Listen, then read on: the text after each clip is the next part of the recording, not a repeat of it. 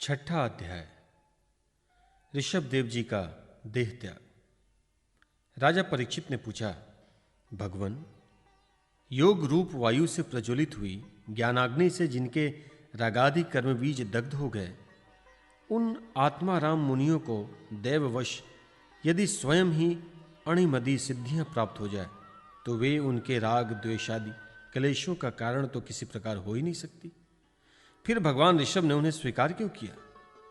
श्री शुक्रदेव जी ने कहा, तुम्हारा कहना ठीक है, किंतु संसार में जैसे चालक व्याध अपने पकड़े हुए मृग का विश्वास नहीं करते, उसी प्रकार बुद्धिमान लोग इस चंचल चित्त का भरोसा नहीं करते। ऐसा ही कहा भी है, इस चंचल चित्त से कभी मैत्री नहीं करनी चाहिए। इसमें विश्वास करने से ही मोहिनी रूप में फंसकर महादेव जी का चिरकाल का सज्जित तप क्षीण हो गया था। जैसे व्यभिचारिणी स्त्री जार पुरुषों को अवकाश देकर उनके द्वारा अपने में विश्वास रखने वाले पति का वध कर देता है, उसी प्रकार जो योगी मन पर विश्वास करते हैं उनका मन काम और उसके साथी क्रोधादि शत्रुओं को आक्रमण करने का अवसर देकर उन्हें नष्ट भ्रष्ट कर देता है। काम, क्रोध, मद, लोभ, मोह और भय आदि शत्रुओं का कर्म बंधन का मूल तो यह मन ही है। इस पर कोई भी बुद्धिमान कैसे विश्वास कर सकता है? इसी से भगवान ऋषभ देव यद्यपि इंद्रादि सभी लोकपालकों की भूषण स्वरूप थे, तो भी वे जड़ पुरुषों की भांति अवधूतों के से विविध वेश, भाषा और आचरण से अपने ईश्वरीय प्रभाव को छिपाए रखते थे। अंत में उन्होंने योगियों को देह त्याग की विधि सिखाने के लिए अपना शरीर छोड़ना चाहा। वे अपने अंतःकरण में अभेद रूप से स्थित परमात्मा को अभिन्न रूप से देखते हुए वासनाओं की अनुवृष्टि से छूटकर लिंग देह के अभिमान से भी मुक्त होकर उपराम हो गए। इस प्रकार लिंग देह के अभिमान से मुक्त भगवान ऋषभ देव जी का शरीर योग माया की वासना से लेकर अभिमानाभास के आश्रय ही इस पृथ्वी तल पर विचरता रहा। वह देववश कोंक, वेंक और दक्षिण आदि कुटक कर्नाटक के देशों में गया और मुंह में पत्थर का टुकड़ा डाले तथा बाल बिखेरे उन्मत्त के समान दिगंबर रूप से कुटकाचल के वन में घूमने लगा। इसी समय झंझावात से झकझोरे हुए बांसों के घर्षण से प्रबल दावाग्नि धधक उठी और उनके सारे वन को अपनी लाल लाल लपटों से लेकर ऋषभ देव जी के सहित भस्म कर दिया। राजन, जिस समय कलयुग में अधर्म की वृद्धि होगी, उस समय कोंक, वेंक और कुटक देश का मंदमती राजा अर्हक वहां के लोगों से ऋषभ देव जी के आश्रमातीत आचरण का वृत्तांत सुनकर तथा स्वयं उसे ग्रहण कर लोगों के पूर्व सज्जित पाप फलरूप होनहार के वशीभूत हो भय रहित स्वधर्म पथ का परित्याग करके अपनी बुद्धि से अनुचित और पाखंडपूर्ण कुमार्ग का विचार प्रचार करेगा। उसके कलयुग में देव माया से मोहित अनेकों अधम मनुष्य अपने शास्त्र विहित शौच और आचार को छोड़ बैठेंगे।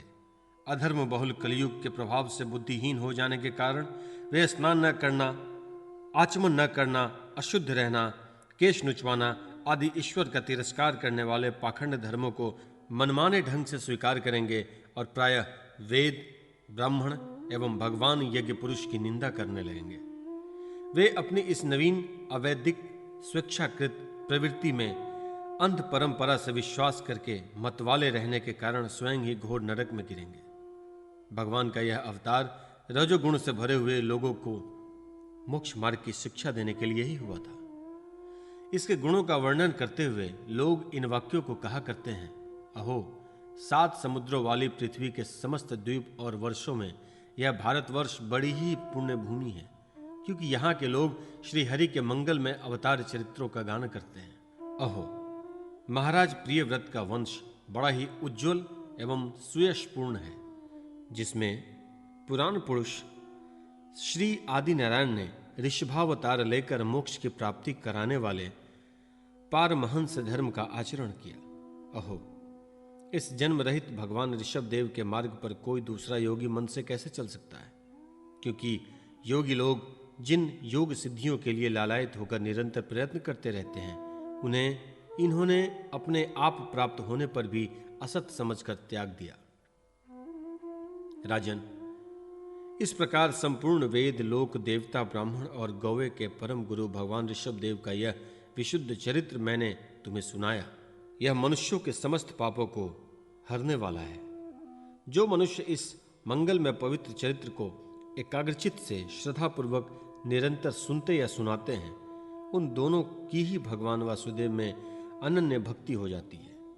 तरह तरह से पापों से पूर्ण, सांसारिक तपों से अत्यंत तपे हुए अपने अंतःकरण को पंडित जन इस भक्ति सरिता में ही नित्य निरंतर नहलाते रहते हैं। इससे इन्हें जो परम शांति मिलती है वह इतनी आनंदमयी होती है कि फिर वे लोग उसके सामने अपने ही आप प्राप्त हुए मोक्ष रूप परम पुरुषार्थ का भी आदर नहीं करते। भगवान के निज जन हो जाने से ही उनके समस्त पुरुषार्थ सिद्ध हो जाते हैं। राजन, भगवान श्री कृष्ण एवं पांडव लोगों के और यदुवंशियों के रक्षक, गुरु, इष्टदेव, सुहृद और कुलपति थे। यहां तक कि वे कभी कभी आज्ञाकारी सेवक भी बन जाते थे। इसी प्रकार भगवान दूसरे भक्तों के भी अनेक कार्य कर सकते थे और उन्हें मुक्ति भी दे सकते थे, परंतु मुक्ति से भी बढ़कर जो भक्ति योग है उसे सहज में नहीं देते। निरंतर विषय भोगों की अभिलाषा करने के कारण अपने वास्तविक श्रेय से चिरकाल तक बेसुध हो लोगों को, जिन्होंने करुणावश निर्भय आत्मलोक का उपदेश दिया और जो स्वयं निरंतर अनुभव होने वाले आत्मस्वरूप की प्राप्ति से सब प्रकार की तृष्णाओं से मुक्त थे, उस भगवान ऋषभ देव को नमस्कार है।